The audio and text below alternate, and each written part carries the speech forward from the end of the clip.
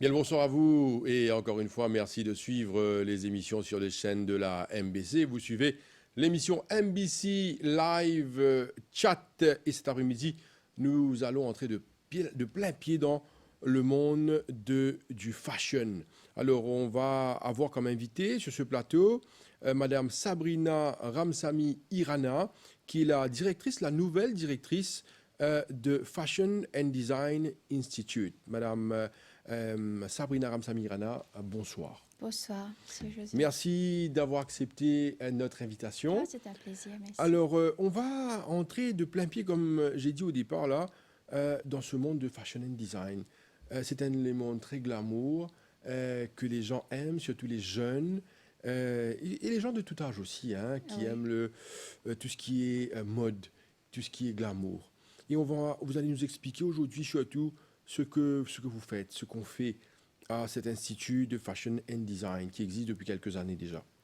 Alors, vous avez pris votre poste depuis octobre, le 1er octobre.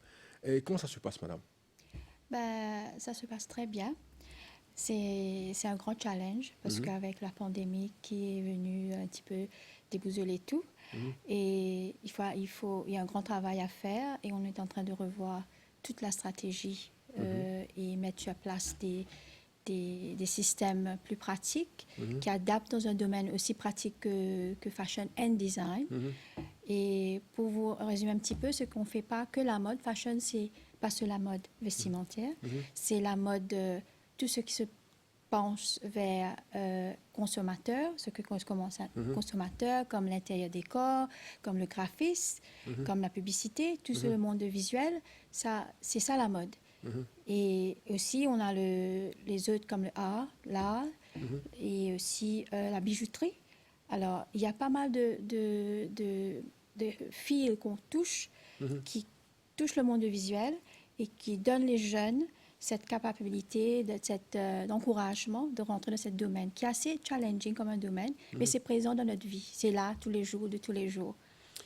Madame Irana, dites-nous quelque chose avant d'accéder à ce poste à l'Institut de Fashion and Design. Au fin, certainement, occupe plusieurs les autres postes. Alors, dites-nous un peu votre parcours, qu'est-ce que vous avez fait? C'est toujours bon de savoir. Pour l'ironie, c'est que j'ai commencé à la Fashion Design Institute au début, dans le School of Design, en revenant de mes études de l'Angleterre, où j'avais passé presque 8 ans et travaillé avec des agences de mode et aussi avec les universités en Angleterre et fait les voyages en Europe. Et puis revenir, et j'ai commencé avec le Fashion Design Institute. À l'époque, c'était le School of Design. Et puis de là, je suis repartie en Écosse pour ma maîtrise et travailler un petit peu. Et puis au retour, il y avait une demande dans le secteur de design, dans le textile, qui voulait, comme se dirait, des enseignants, des lecturers. Et l'Université de Maurice avait présenté quelque chose de nouveau et j'étais venue.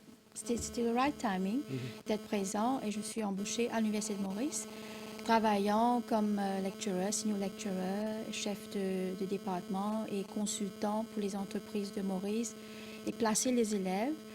Et après presque 19 ans, que j'ai eu cette opportunité de, comme je dirais, lead le Fashion Design Institute. Et c'est ça qui m'a, comme je dirais, poussé un petit peu, donné un coup de pouce et revoir l'Institut et relancer, revoir les visions, l'objectif. Et mes parcours, c'était ça. Et je suis surtout dans le domaine de recherche pour les nouveaux types de design, comme l'inclusive design, ce qui veut dire les designs adaptés pour les gens autrement capables. Alors, c'est assez vaste, le domaine de design. Et mes recherches sont avec le MRIC et le TEC, le Higher Education Commission, où j'ai mes élèves de PhD aussi qui travaillent dessus. Alors, c'est l'ensemble, il y a beaucoup qui se passe, c'est une synergie, que ce n'est pas seulement que la mode qu'on comprend, mais aussi il y a des offshoots, des branches qui touchent le styliste, le graphiste et tout ce que le consommateur de différents âges, différents groupes qui s'en sert. Alors, c'est ça que mon parcours, c'est ça. Madame Sabrina Ramsamy Irana, vous avez brossé là quelque chose qui nous intéresse et qui intéresserait certainement les jeunes et tous ceux qui veulent se lancer dans ces plusieurs domaines Oui. Alors, ma question là, quand on parle de l'école de Fashion and Design, qui sont ces gens qui devraient s'intéresser à faire leurs études là-bas?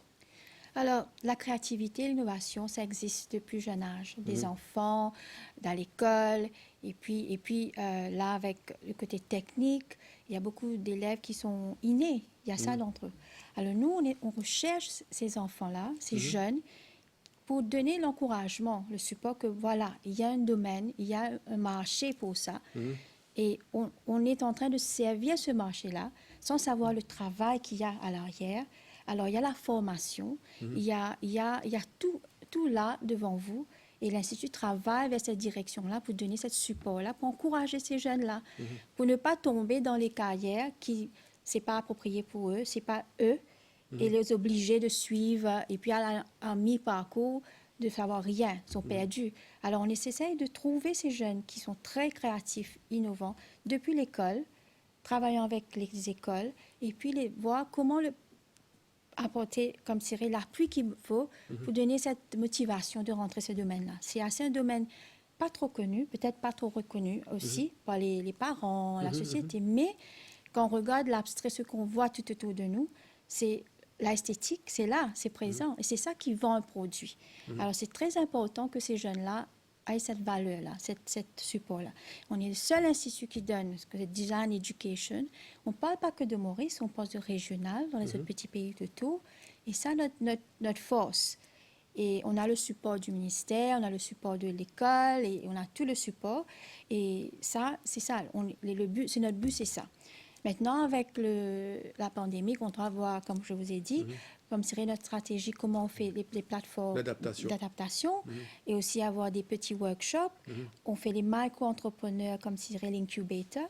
On donne cet appui aux jeunes gradués pour venir commencer leur petite entreprise à l'Institut et pour développer et accompagnement, un genre de mentorship pour qu'ils peuvent être sur le marché. L'accompagnement commence du début à la fin sur le marché et être, comme je dirais, des petits entrepreneurs, on les accompagne. On va venir dans ce sujet parce que c'est vraiment intéressant. Qu'est-ce qu'un étudiant peut faire avant et après? Mais là, ce qui nous intéresserait au départ, c'est vraiment expliquer aux gens. Des fois, les jeunes ne savent pas trop quoi faire après l'école, après la HSI, après l'IC. Est-ce que l'Institut de Fashion and Design accueille ces enfants, ces jeunes, après leurs études secondaires? Oui, définitivement. Ce qu'on fait, on a Quels sont les critères déjà pour entrer à l'école? Alors, ce qu'on fait, c'est qu'avant à la Forme 5, la base de Forme 5, on invite les professeurs, parce que ça, c'est le lien direct avec les élèves de l'école. Il y a beaucoup d'élèves qui font l'art, soit l'art plastique ou les artistes et tout. Et le design et la technologie, ça aussi, c'est... On les invite à l'Institut, on fait des workshops, parfois des free workshops, pour donner, comme je dirais, ce training aux professeurs, surtout pour que ça passe, le message passe pour les élèves à l'école. Et de là, comme je dirais, on a cette interaction dès au début, avant que l'élève fasse les examens et choisisse leur carrière. Et puis, on a les Open Days, on est dans les career fairs pour faire un petit brossage de tout ce qu'on fait. Et pour répondre, c'est qu'il y a plusieurs cours de différents niveaux à l'Institut. Alors, il y a le Pre-University, ce qui veut dire 2 ans, le Extended Diploma et le Foundation. Alors, le Extended Diploma, c'est pour les élèves qui ont Forme 5, peut-être 3 crédits de Forme 5, qui veulent, comme je dirais, upgrade, comme si rien pathway, pour aller jusqu'à 1 degré. Alors, ce qu'on fait, on donne plusieurs étapes, un certificat qui est équivalent de la Forme 5. Il monte sur la Foundation, qui va faire un équivalent de 3 A-level. Alors, ça répond aussi les critères qu'ils n'ont pas besoin académiquement d'avoir les A-level, qui peuvent monter sur un Higher National Diploma, que ça correspond à 2 ans de degré. Alors, le pathway, c'est pas séparé, c'est tout le monde peut intégrer l'institution à la base, c'est comme si respectif de la base de l'école où il sort. Alors, il y a technique, il y a des élèves qui sont très bons en technique, que là, on puise dessus. On les encourage, on les aide pour trouver leur chemin, dans quels critères. Alors, 2 ans, ils décident sur leur plastique, un petit peu de graphisme, un petit peu de mode, intérieur, plusieurs domaines de design. Et puis, au niveau de H&D, il fait un choix. Le choix, 2 ans, c'est première année de degré, deuxième année de degré, équivalence. Et puis, il fait un top-up de 3 ans, ça fait 3 ans d'année licence en tout. Et on a les awarding bodies de l'Angleterre, le Pearson en ce moment. On va vers Manchester University aussi. C'est ça le pool, le market pool. Et aussi UTM, l'Université de technologie, qui un awarding body. Alors, c'est ça, comme si le parcours, c'est complet pour l'élève. Et entre, il y a des placements, des industrial placements, des différentes activités que on nous approche pour les défilés, pour être présent pour notre service, pour les trucs de logo, competition. Il y a beaucoup de choses qui se passent. Et nos élèves, comme je dirais, on pousse les élèves de participer, de faire des briefs qui est plus adapté avec la vie réelle, ce que demande la Maurice. Et là, on les encourage de s'intégrer, d'être connectés avec beaucoup ce que le marché demande aussi. Et c'est très important. Et là, ils ont un parcours complet. Et de là, nous, on cherche de l'emploi pour eux, pour les placer dans différents secteurs, que ce soit le textile, la publicité. Il y a pas mal de secteurs qui demandent en ce moment. On va revenir sur ce marché de l'emploi dans un moment. Mais là, ce que j'aurais aimé savoir, est-ce que si quelqu'un, par exemple, a eu de très bons résultats en HSI, est-ce qu'il est accepté à l'école? Bien sûr. Bien sûr. Là, il il vient directement sur un degré. Voilà. Et là, on va parler des filières.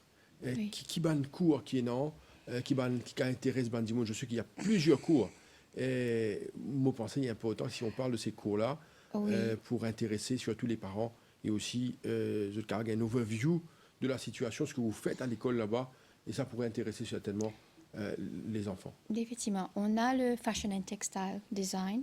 C'est un cours de 2 ans, le HND. Et ceux qui n'ont pas, comme je dirais, le 3 A-level ou 2 A-level pour entrer directement dans le HND, which is a pre-degree, ils cherchent pour le foundation et puis on dirige dans le HND. Ça, c'est le Fashion and Design. Et ça, c'est un UK Award. D'accord? Et puis la 3e année, un top-up, c'est avec le UTM. Et puis, on a le intérieur. Dans la faculté de Inbuilt Environment, il y a le Interior Design qui est très pris. Il y a pas mal d'élèves qu'on a. Parce qu'il n'y a pas vraiment d'école de design qui a lancé ce cours-là. On était les premiers. Et là, c'est très demandé, surtout là, avec la construction, le domaine de construction et le secteur de construction. On a besoin d'interior design. Et la plupart des professeurs sont des professeurs, des practitioners, ce que veut dire ceux qui travaillent dans le secteur privé, qui enseignent, qui connaissent un petit peu le marché de l'interior design. Ça, c'est un design. Et puis, on a le graphisme, le graphic design with animation. Ça aussi, on a presque 60 élèves. Parfois, on doit refuser. Malheureusement, l'école est petite. On peut pas, la capacité d'école n'est pas aussi grande. Mais on est prisé sur la qualité que la quantité. Et on a une présélection de portfolio. Ce n'est pas direct que le résultat. Vous pouvez avoir un bon résultat, mais il faut montrer par un portfolio, une interview, votre capacité comme un designer. Alors ça c'est très important. Il y a l'interview. Un petit interview pour être accepté. On demande un petit peu le portfolio pour savoir vraiment si l'élève savent ce que vraiment le cours est et c'est possible d'adapter. Et puis, on a le jewelry. Et le jewelry design, c'est un secteur qui est aussi en demande, il y a pas mal de demandes de training dessus. On a les petits level comme Cyril, NTC level 3, 4. Et ça, c'est en fait, quand on parle de jewelry, c'est-à-dire c'est dessiner le... Manufacturer aussi. Manufacturer aussi. Technique, voilà, les petites techniques, comment développer techniquement, avec les matières de l'or, de l'argent, les pierres. On a des petits cours aussi qu'on donne, comme casting, comment on fait le bijou. C'est pas simplement un dessin. Alors, il y a la pratique, il y a le stone setting, il y a pas mal de choses. Là, on entre un petit peu dans le 3D. Le printing, on est en train d'approfondir dessus pour donner, comme Cyril, le marché du bijouterie. Non, mais c'est intéressant ce que vous dites là, madame. Voilà. On va s'arrêter un petit coup là par rapport à ce que vous faites avec les bijoux. C'est pas uniquement designer de bijoux. Non, c'est 2 métiers différents là, voilà. C'est-à-dire designer Jewelry de bijoux manufacturing. et manufacturing. Voilà. Là, est-ce qu'on peut parler de bijoutier? Vous faites des bijoutiers? Voilà. Vous formez des bijoutiers? Oui, parce que la plupart des bijoutiers sur le marché de Maurice, c'était trained by the School of Jewelry de telle époque. C'est pas le nouveau, ça. Là, on est en train de relancer, le gouvernement a décidé de relancer ce secteur-là. On est en train d'investir pas mal d'équipements dessus pour relancer, parce qu'il y a une demande d'avoir le métier, de revoir le métier et donner le training. Alors, ces élèves, les anciens élèves, c'est eux qui sont les enseignants. Et on a des gradués, des enseignants qui sont de Sud-Afrique, qui aussi donnent un petit coup de main. On a les Jewelry Council, il y a pas mal. C'était une demande réelle. Et là, on est en train de développer ça pour l'année prochaine. Quand vous parlez des bijoutiers, c'est-à-dire designers d'un côté et ceux qui font le manufacturing, est-ce que c'est deux cours différents ou Alors, il y a comme des modules spécifiques qu'on fait le design et puis on fait l'élève travailler le manufacturing. Il doit pouvoir, ce qu'il est en train de dessiner, pour voir comment faire. D'accord, vous avez l'atelier? L'atelier, oui, on a l'école en entier, tous les ateliers, tout le système en place pour les aider. C'est on a récemment rénové les ateliers pour donner, à la demande de l'industrie, hein, c'est à travers du gouvernement même, on a pu faire ça. Et là, on lance des petits cours, ce qui veut dire pas que pour les élèves, mais les bijoutiers qui veulent avoir un know-how, un petit peu appui dans tel, ça, on est là, on a des petits cours spécifiques à la demande des personnes, que ce soit jewelry, que ce soit le patronage de l'industrie pour les textiles, et on fait aussi pas mal d'autres choses, l'illustrator, graphique, les spécifiques skills que les personnes auront besoin. En dehors, qui travaillent déjà, on a des customized programmes pour eux. Alors, il y a pas mal de choses qui se passent à l'institution. Il y a parfois une journée, c'est pas suffisant de voir tout ça, mais ça vient. On est en train pendant mettre tout sur place pour que l'année prochaine, on peut avoir beaucoup de choses qui relancent. On a beaucoup de resource persons aussi, qui pas simplement déjà actuels, mais aussi en dehors. Les practitioners, les gens qui travaillent, des gens dans les boîtes, qui donnent un coup de main. Mais madame, moi, ce que j'allais vous demander, c'est actuellement, vous avez combien d'étudiants? Il y a 198 élèves. Oui. Ça, c'est on est maximum. Avec les ateliers, avec tout ça. On est en train d'un projet d'expansion pour délocaliser et aller dans un plus grand. Ça, c'est la démarche qu'on fait pour l'expansion, parce qu'on voit ça un petit peu, la vision, c'est extension, d'avoir un grand institut régional qui touche, parce qu'on a des élèves de Madagascar, de La Réunion. Les étrangers aussi. Les étrangers. Alors, faire un petit peu plus de marketing, là, parce que là, pour le moment, on a besoin de plus de place. Alors, il y a un projet qui vient d'ici l'année prochaine, qui va avoir un plus grand. Et visuellement, le coup d'œil, c'est la surprise, c'est qu'on veut avoir quelque chose de vraiment qui reflète un design institute. Et là, on travaille vers ça et avoir plus d'élèves. On est en train de voir comment on peut faire ça au niveau régional, avec les SIDS, comme c'est les Small Island Development. Parce qu'il n'y a pas au niveau de région, parce qu'on a des demandes, des élèves qui veulent venir, et il faut la place et l'infrastructure pour accommoder tous ces élèves-là. Est-ce qu'on peut savoir actuellement l'école, l'Institut de vous? C'est à Eben. Oui. Et alors, il y a deux écoles d'hôteliers. Et c'était là depuis 95. On a resté, on a changé School of Design. Maintenant, c'est devenu FDI depuis 2009. Alors là, c'est comme je dirais, il faut voir un petit peu comment on va grandir. Et ça, il y a plusieurs. Il y a un qui est à Port-Louis, à Vallée-des-Prêtres, le TADEX. C'est ça, le TADEX, c'est plutôt pour l'industrie. On fait des programmes de training pour les petites entreprises. Et puis, on fait des consultancy, on fait les uniformes de design pour les entreprises et manufacturiers aussi. Alors, ça, c'est le secteur qu'on touche directement au textile et petits entrepreneurs. C'est à TADEX, c'est à Vallée-des-Prêtres.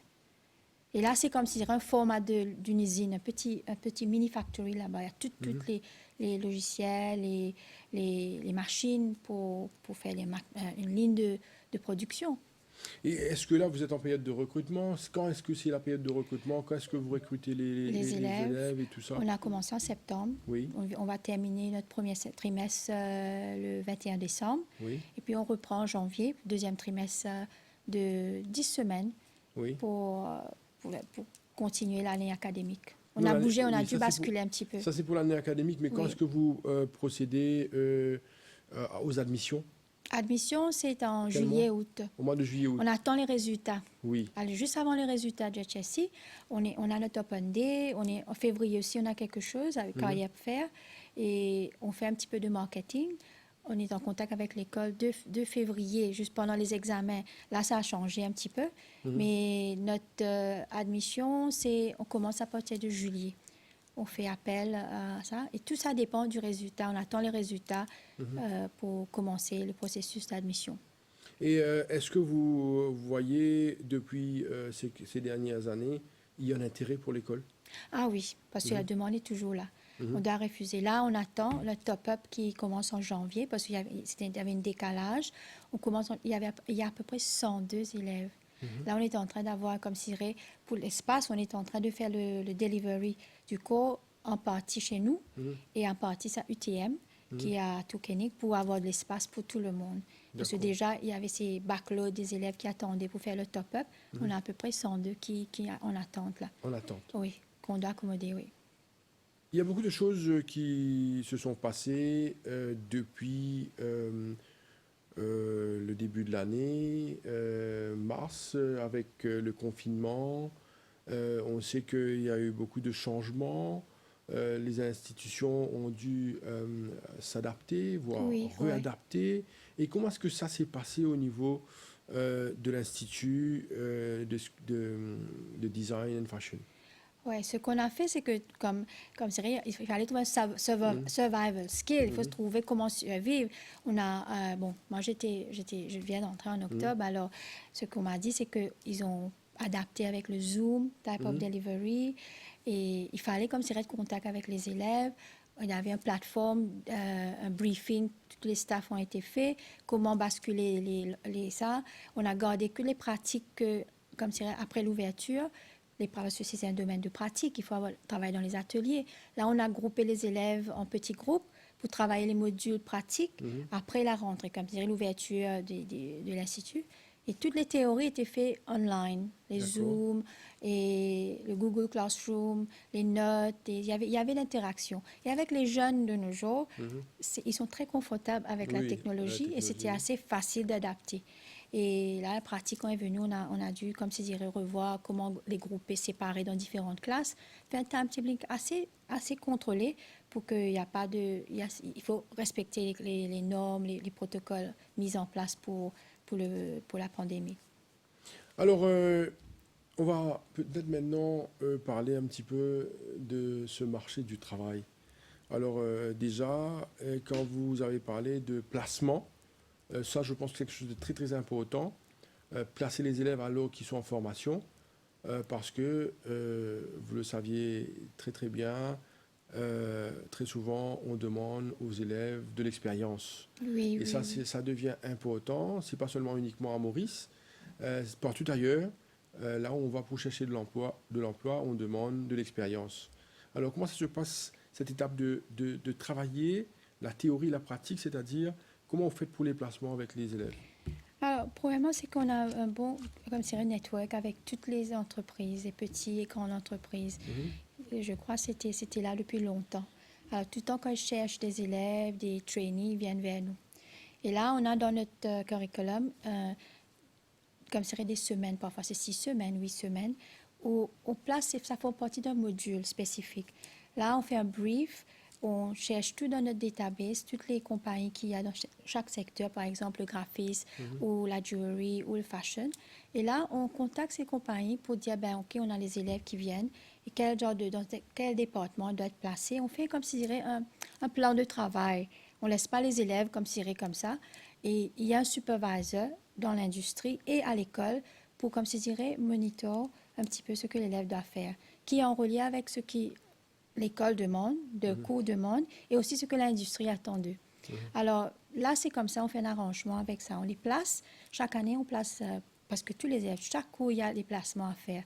Alors, c'est par rapport à l'industrie qui nous demande, leur demande.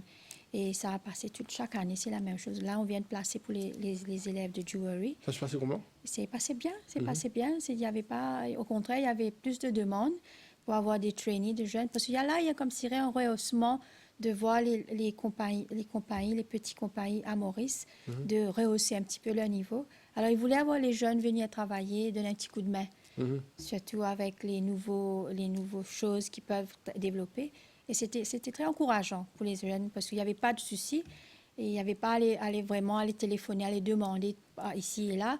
Et là, on a vu que la demande, c'était accepté facilement avec ça. Et puis, il faut avoir cette relation très proche avec le secteur, par exemple, jewelry, textile. Il faut avoir cette relation-là. Et on essaie de renouveler à chaque fois, à chaque année. Il y a des challenges parce qu'il y a pas mal de compagnies, surtout le textile, qui bougent vers Madagascar ou la Chine.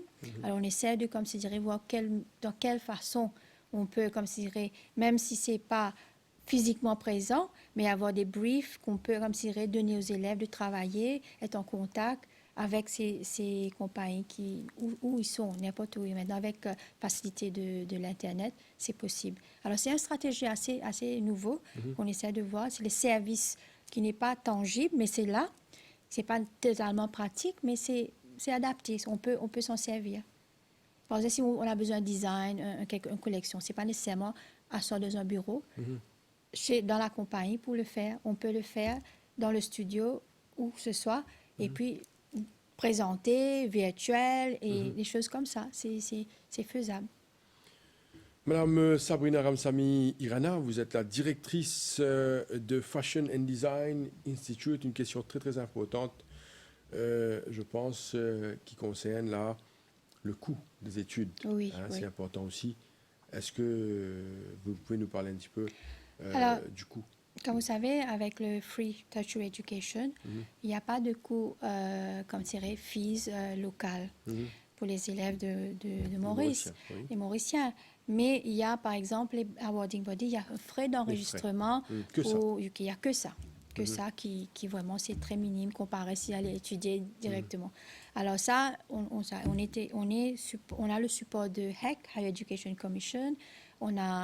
C'est pas payant pour les élèves, mais par contre, les petits cours pour l'industrie, si c'est enregistré avec la HRDC, ils ont remboursé. Mais on donne, ça c'est ouvert, ça c'est payant, définitivement. Ça c'est payant, oui. Mais par contre, tous les petits cours qui concernent les élèves, c'est pas payant, c'est gratuit. Madame, maintenant on va parler de ce marché de l'emploi. Oui. C'est important aussi quand on étudie, on apprend, on est en formation, on souhaite voir, on rêve même de trouver un emploi. Est-ce que dans ce secteur, il y a de l'emploi? Le secteur de textile, c'est comme je dirais, tous les stakeholders, les partenaires qui revoient leur stratégie eux-mêmes pour voir comment restituer dans le domaine du travail, dans le monde, qui change complètement avec le Covid. Voilà. Et avec la Chine comme compétiteur, il y a pas mal de... C'est difficile à répondre. Mais il y a ce que j'ai appris, il y a surtout l'Europe et l'Amérique, le marché de l'Europe et l'Amérique, ils sont toujours à avoir cette connexion avec les petits pays d'Afrique et l'Afrique. Il y a cette relationnelle qui était présente depuis longtemps. Alors, nous, comme je dirais, on est toujours, comme je dirais, on a besoin toujours des gens pour travailler dans ce domaine-là. L'habillement, ça ne va pas partir, ça. Oui. Comme la nourriture, c'est là. On ne va pas arrêter de s'habiller. Il va toujours avoir du nouveau. Oui. Et tant qu'on a besoin toujours du nouveau, que ce soit sur le marché local ou international, le textile va être présent. Ça va revenir, il y aura des nouveaux stratèges pour rebooster. Et ce que actuellement on fait, les entreprises locales, elles ont beaucoup de support. Et je crois il faut voir ça positivement. Que c'est le temps de restructurer, de revoir comment mettre en compétition avec un grand pays comme la Chine. Mais surtout, on est sur le niche market. On n'est pas sur le mass production. C'est plus les produits spécifiques que les grands pays demandent des petits pays comme Maurice. Et Maurice est connu pour notre professionnalisme, notre façon de quality control. Notre textile a une histoire historique très, très prisée à travers le monde. Et on est toujours présent. C'est toujours là, cet aspect de professionnalisme des Mauriciens. Est-ce que c'est toujours présent? Ben oui, c'est toujours là. Il y a toujours cette connexion-là. Je crois que c'est l'historique, c'est un genre de nostalgie que c'est là, on a développé ensemble. Il y a des boîtes comme Gap, et Next et tout, Monsoon de l'Europe, de l'Angleterre, qui toujours cherchent, même si c'est un petit peu plus cher, mais ils savent qu'ils auront quelque chose pour eux. De qualité. Plus de qualité spécifique. Ça ne va pas être comme si dirais avoir partout, c'est plus niche market. Et ça, c'est toujours là. Et là, c'est là qu'il faut, comme je dis, renforcer ça et travailler vers des choses un petit peu plus différentes qui répondent à la demande de chaque marché. Mais l'Europe et le marché de l'Amérique est toujours là. Et c'est un challenge, définitivement, mais c'est le temps de restructurer, de revoir tout ça. Parce qu'il y a toujours, les grandes boîtes sont toujours là, mais opérées dans différents pays, mais ils sont toujours là. Vous avez pris le poste depuis le 1er octobre, mais vous connaissez l'Institut depuis longtemps, à ce que j'ai compris.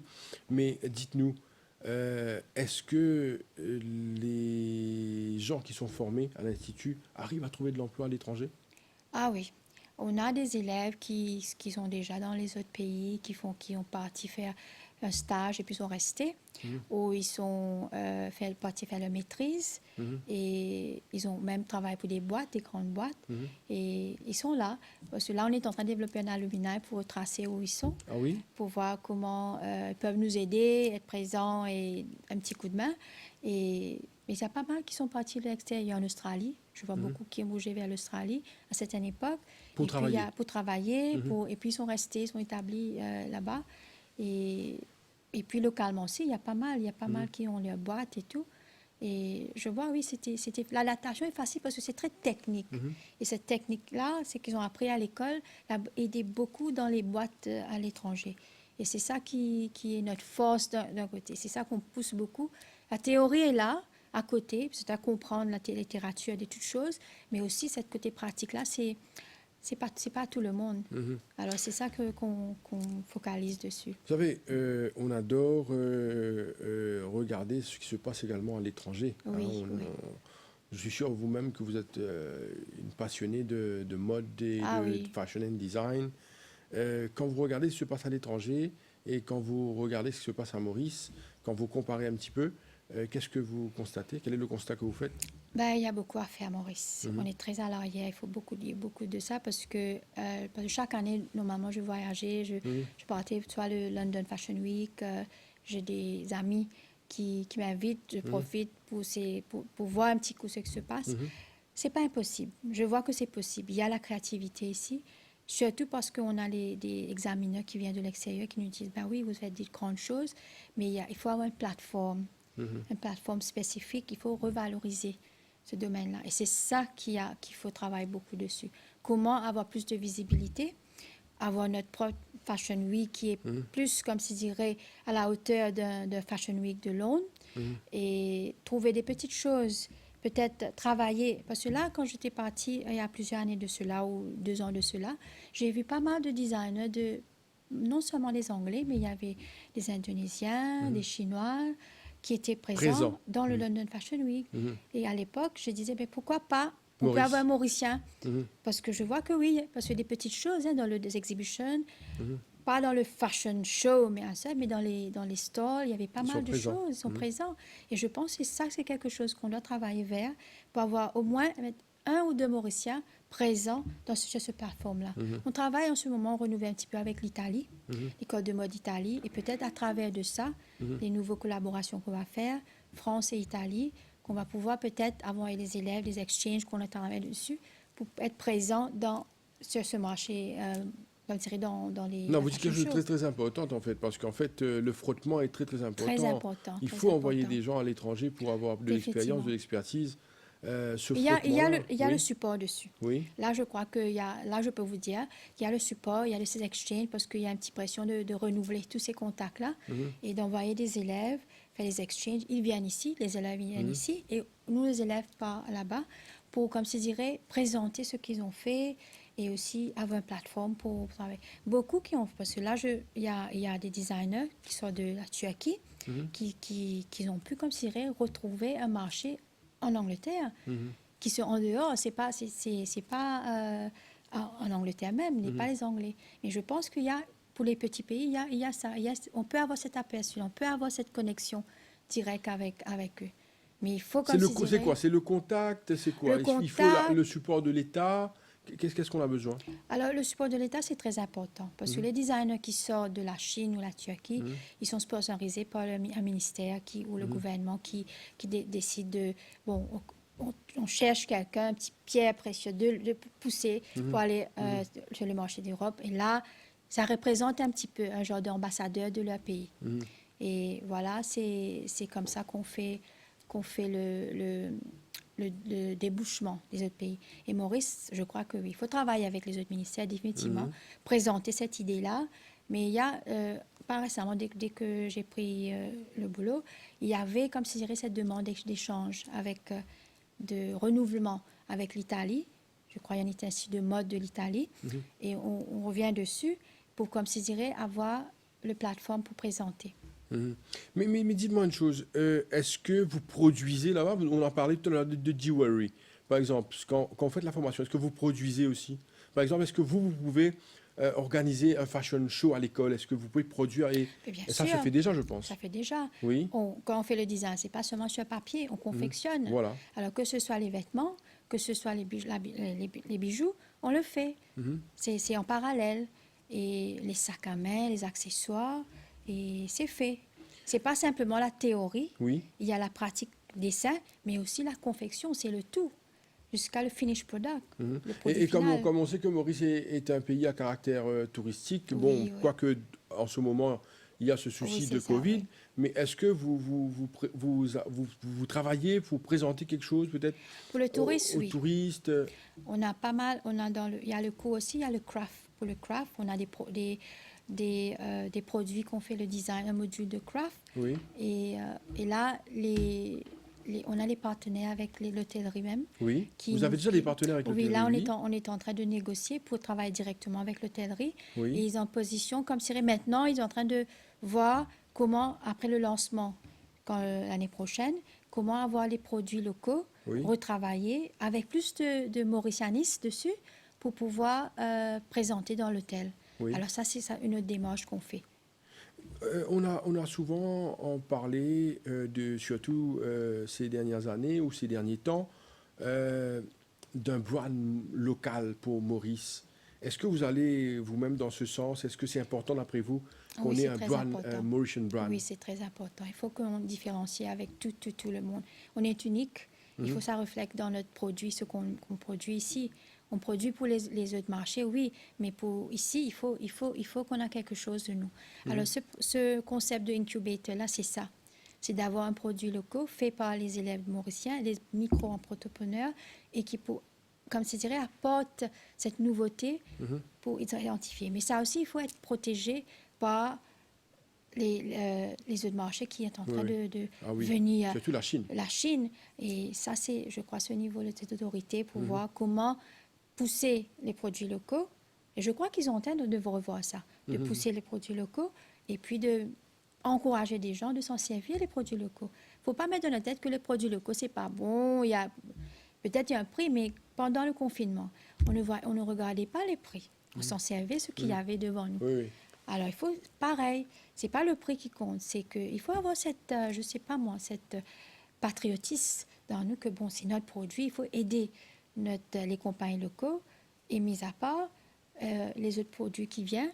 Parce que je prends un exemple, hein, par exemple, le sel. Le sel. Oui. On est un pays qui est entouré de mer. Oui. Alors, il faut que tout le monde achète le sel de Mauricien. Bien sûr.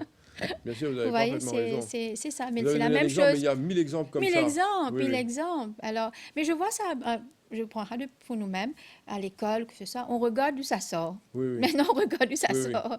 C'est non, mais même quand il y a des gens, quand ils s'habillent, ils achètent uniquement des vêtements qui sortent de l'étranger. Ouais, mais on n'achète pas local. Mais il faut, comme je dirais, il y a le marché local qui répond à ça aussi. Oui, bien sûr. Qui répond aux jeunes, ceux qui demandent. Mais il y a pas mal de produits locaux. Je sais que les jeunes adolescents qui acceptent maintenant.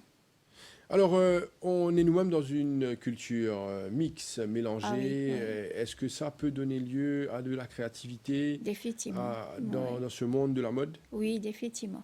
C'est ça où il y a notre atout, on a un mélange. Vous-même, vous portez tout. quelque chose de très varié, là. C'est par exprès que j'ai mis ça, parce que ça reflète un petit peu toutes les couleurs, ce qu'on est. Oui. Et il y a les épices, il y a tout. Il y a tout. Et il n'y a pas de ça. J'aime pas être comme si dans une boîte, mais il y a tout. On est ouvert et je crois que c'est très important de garder ça. Et il ne faut pas comme si dirait qu'on dit, ben maintenant, on est Mauricien en premier. On nous connaît quand on va à l'extérieur. Personne ne me connaît comme hindou ou chinoise ou rien. Me connaissait, from Mauritius. Vous êtes de Maurice? Je dis, ben oui. Alors là, on sent qu'on est Mauricien. Mais il faut sentir la même chose quand on est à Maurice. Vous avez parlé tout à l'heure de Fashion Week.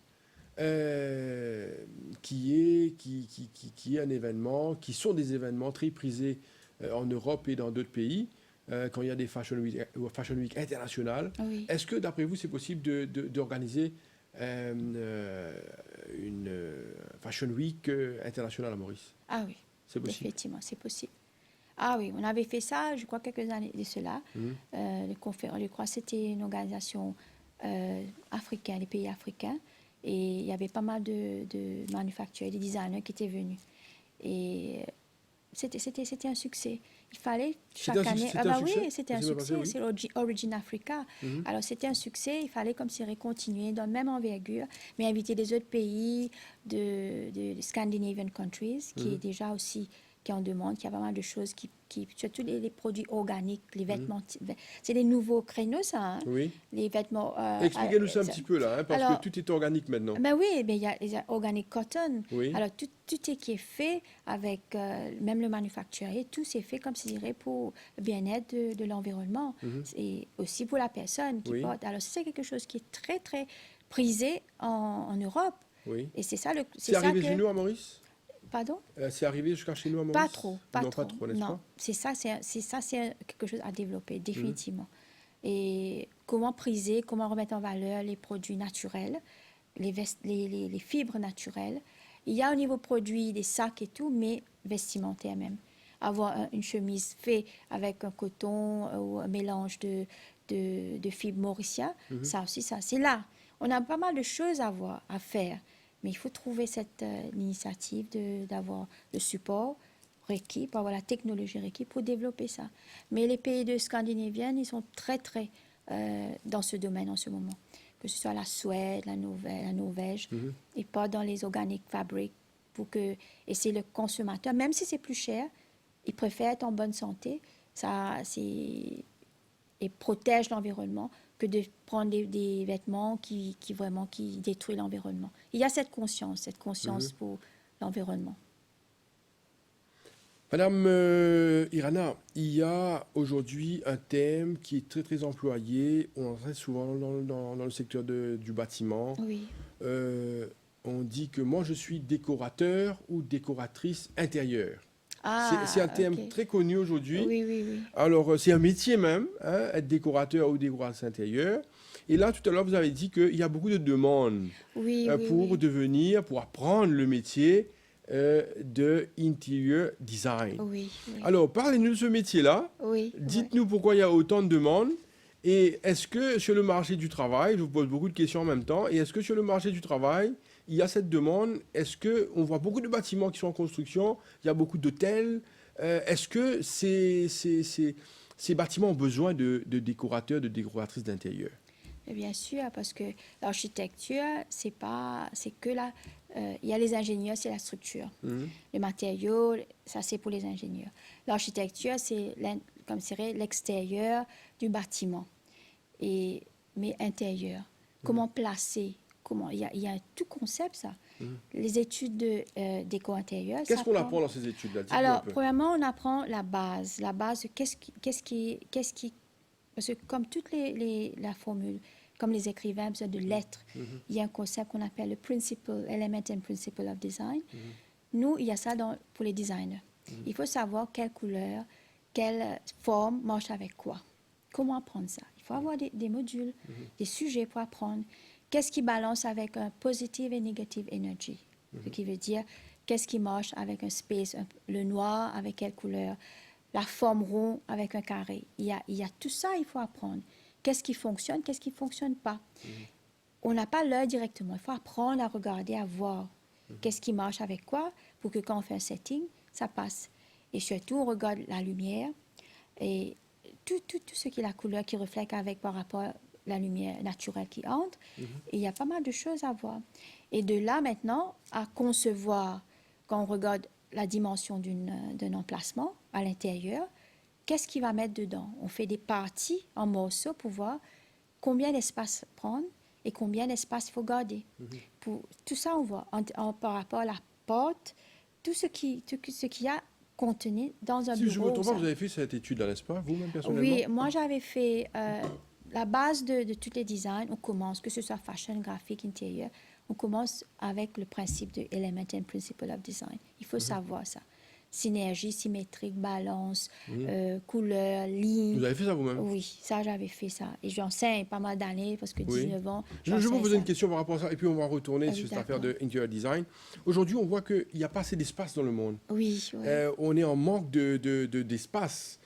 Dans beaucoup de pays, comme si on a parlé de la Chine, par exemple en Chine, avec le nombre de personnes qu'il y a, il n'y a pas assez d'espace. Les gens vivent dans de petites structures. Il n'y a qu'à Maurice qu'on a toujours de grandes maisons. Dans beaucoup de pays d'Europe même, les gens vivent dans de petits appartements. Alors, en termes d'espace, qu'est-ce que vous pensez aujourd'hui, il n'y a pas assez d'espace dans le monde. C'est ça, je crois, la Chine a fait ça. Ce qu'il a fait, le gouvernement de Chine, ils ont restructuré je crois, il y a à peu près 14 cités qu'ils ont revues. Et j'étais là-bas pendant 3 semaines. J'ai vu qu'ils ont, comme je dirais, réorganisé tout. Alors, les petites maisons, ils ont fait comme un planning. Et là, une chambre marquette représentant la cité. Qu'est-ce où les choses doivent être? Le marché doit être ici, les résidentiels doivent être ici, les universités, ils ont fait un planning. Et là, le gouvernement était très strict dessus. Votre maison est là, ils vont détruire, ils vont mettre leur plan d'action. Et ils ont construit 14, je crois. Ils ont détruit beaucoup de maisons. Beaucoup de maisons pour considérer que ça respecte l'espace. Il y aura le jardin, le tout. Alors, ça, c'était un petit peu drastique, mais ils ont fait ça. Et là, c'est pour ça qu'a changé un petit peu la démographie de Chine. Mais à Maurice, là, on a pas mal de terrain. Il faut décentraliser. Pour, comme je dirais, et faire un proper planning similaire. Pas, comme je dirais, mettre quelque chose et puis décider après qui vient après. Et après on ajoute. Il faut voir l'ensemble quand il y a un terrain. Et il y a, je crois, avec le concept de Smart City, c'est là. On est en train de revoir qu'est-ce qu'il faut placer, qu'est-ce qu'il ne faut pas placer, où doivent être les chemins, l'espace en relation avec... Parce qu'il faut avoir l'espace rempli et l'espace vide pour que ça ait une balance. On ne peut pas, comme vous dites, mettre tout comme ça. Le Japon a eu ce problème-là. Il n'y a même pas de cimetière. Il n'y a pas de terre. Ils ont revu. Ils ont en train de revoir. Voilà. Alors, même s'il faut recasser, revoir, ils ont fait. Et les grands pays, même l'Inde aussi, il y a pas mal de développement pour revoir le cité, ça, parce qu'ils ont réalisé que l'espace... Ils ont gaspillé l'espace. Et ça, c'est pas comme si dirait un espace simplement un carré, une partie, mais il faut voir l'ensemble de ça. Avec le concept de Smart City, je crois que c'est là. J'ai vu quelques... Je vois que c'est un sujet qui vous passionne. Une dernière question par rapport à tout cela. Par exemple, quelqu'un qui construit une maison, c'est sûr qu'il ne pourrait pas mettre la maison dans n'importe quelle direction. Justement, c'est important aussi. Il faut voir l'énergie positive ou le soleil. Je suis très pour ça. Moi. Oui. Oui. Moi, je dis qu'on a le soleil. Il faut savoir comment... placer où ça pour avoir cette énergie du soleil là pour faire l'énergie pour s'en servir. Il faut considérer tout ça en plaçant une maison, en construisant une maison. Il faut penser à l'écologie. Il y a des systèmes maintenant avec le solaire, avec tous les systèmes qu'il y a, forest, comment collecter de l'eau, comment les PV pour la maison en entier. C'est ça qu'il faut voir. C'est ça la direction du futur, pour voir comment on peut maison typiquement éco. Je crois qu'il y a certaines régions qui ont commencé à adapter ça. Et je pense qu'il faut, les jeunes qui vont construire, il faut penser à ça. Pas avoir trop de grandes maisons, mais des petites maisons qui vont répondre écologie et qui va diminuer leur coût, le coût d'électricité, d'énergie. Ça, c'est définitivement... On termine avec ce chapitre, on revient encore un coup sur tout ce qui est interior design. Alors... vous avez dit qu'il y a beaucoup d'élèves qui veulent faire ces études, qui se sont inscrits pour ces études. Alors, dites-nous un petit peu pourquoi les gens sont prisés avec ça. Est-ce qu'ils veulent, ce métier, pourquoi ça passionne aujourd'hui? Parce que là, je prends l'exemple de mes élèves, comme si ils voient un petit peu l'extérieur, qu'est-ce qui se passe, que ce soit landscaping en dehors et dans le bâtiment, quand ils partent quelque part dans un hôtel. Les garçons et les filles aussi, les deux? Oui, les deux. Les deux, un mélange. Intérieur, il y a les deux. Fashion, plus de filles que garçons, mais intérieur, il y a les deux. Les deux. Alors, là, ils voient un petit peu qu'est-ce qu'on peut faire, qu'est-ce qu'il y a à apporter. Et ils ont vu que esthétiquement, il y a beaucoup de choses. Et quand on regarde un petit peu sur la télé et tout, on voit pas mal de choses en développement, que ce soit les bâtiments et beaucoup de construction. Il y a l'hôtel, il y a les bureaux. La construction, ça ne va pas arrêter, ça va continuer. Alors, c'est là, comme je dirais, ils ont fait le design et la technologie à l'école. Ils ont commencé à faire des cours à l'FDI au niveau foundation et puis un petit peu sur le côté graphiste. Et là, il y avait, comme je dirais, cette demande de faire intérieur pour voir un petit peu comment on pouvait décorer l'intérieur d'une maison dans leur façon, à leur goût, au lieu de, comme je dirais, adapter à ce qu'on a sur le marché, mais proposer quelque chose de nouveau. Et ça, je crois, les jeunes ont vu ça comme un challenge. Et aussi, ils voient qu'il y a pas mal de demandes sur le marché qui demandent les intérieurs. Ça leur a poussé un petit peu qu'il y a le marché là et la construction est là. Ils peuvent travailler sur des boîtes privées avec les architectes, il y a les ingénieurs, les consultants. C'est là, il y a un grand marché pour ça. Et c'est pour ça que la demande a augmenté chaque année. Je crois que c'est le deuxième base. Là, on a gradué l'année prochaine. Il y a toujours une attente pour ça. Peut-être par rapport à une question, est-ce que les hôtels ou les grands bâtiments qui sont en construction, est-ce qu'ils recrutent par la suite ces jeunes? Mais c'est ça, c'est nous maintenant, à l'institution, qui, comme je dirais, ce qu'on fait, on va vers eux. Comme je dirais, on est là. Parce que des fois, ils font venir des... Oui, parce que c'était comme ça auparavant pour le textile. Auparavant, c'était les expatriés, les designers qui venaient dans les boîtes pour travailler à bien plus cher. Et puis, on a décidé, à un redéveloppement du secteur, on a dit on a besoin de design team local. Alors, ce qu'on a fait, quand je suis rentrée, c'était comme ça. Il y avait, comme je dirais, des design teams de chaque boîte qui avaient plusieurs designers, des jeunes, qui travaillaient leur collection. Et c'est ça, je crois, pour Interdécor. Si ça va venir comme ça, là, ça va être difficile d'apporter quelqu'un de l'extérieur. Et il y aura cette synergie d'avoir des designers locaux. Et c'est nous, on est là à répondre. On est là à répondre. Et surtout que la bonne chose, c'est qu'on travaille avec les practitioners. C'est qu'il y a des gens qui déjà travaillent avec les entreprises, avec des boîtes de consultants. C'est comme si c'était un genre de marketing qu'on fait. Et ils savent, les élèves, comment ils travaillent. Ils peuvent, comme si dirait, notre training qu'on fait, on place les élèves dans ces boîtes-là déjà pour prouver qu'ils peuvent travailler sur des projets spécifiques. Et là, on fait comme si des petits projets qu'on donne, qui est relié avec ce qu'une compagnie, une boîte demande. Alors, ils peuvent appliquer. L'implémentation peut être faite.